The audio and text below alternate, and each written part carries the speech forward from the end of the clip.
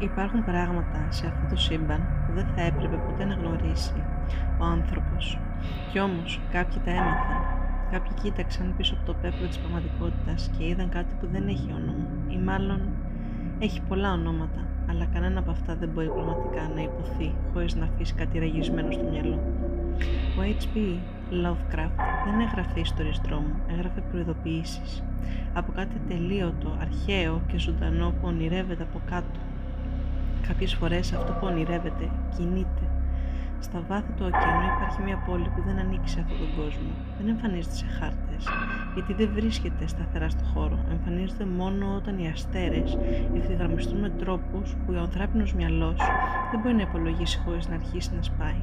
Εκεί, μέσα σε γωνίες γεωμετρίας που δεν υπάρχουν στη λογική, βρίσκεται κάτι που κοιμάται, κάτι τεράστιο, κάτι που δεν είναι ούτε ζώο, ούτε θεός με την ανθρώπινη έννοια.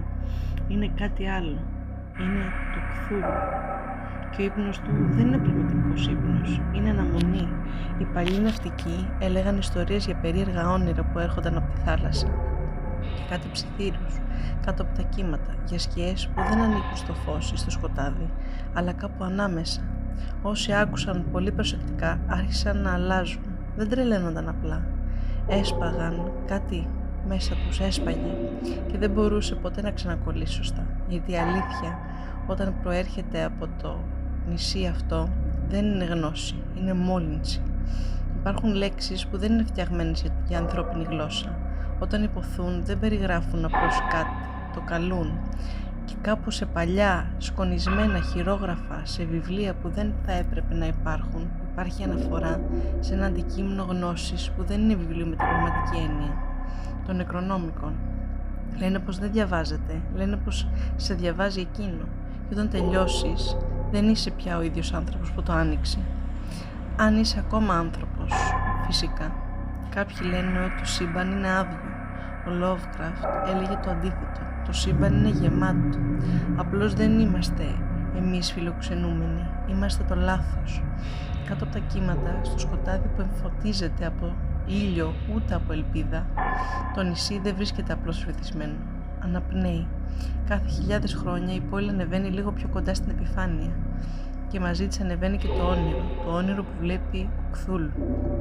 Όχι όνειρο σαν αυτό που βλέπεις όταν κοιμάσαι, αλλά κάτι σαν πίεση πάνω στην πραγματικότητα, σαν το σύμπαν να θυμάται κάτι που προσπαθεί να ξεχάσει.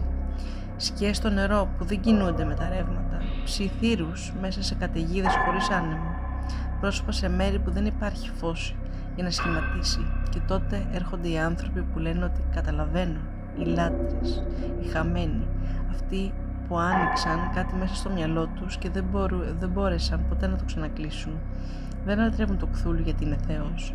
Τον λατρεύουν γιατί πιστεύουν ότι όταν ξυπνήσει θα τελειώσει το ψέμα της πραγματικότητας. Αλλά αυτό που δεν καταλαβαίνουν είναι ότι το Κθούλου δεν ενδιαφέρεται για τη σωτηρία, δεν ενδιαφέρεται για την καταστροφή, δεν ενδιαφέρεται καν. Γιατί η αδιαφορία του είναι χειρότερη από το μίσος, είναι απόλυτη.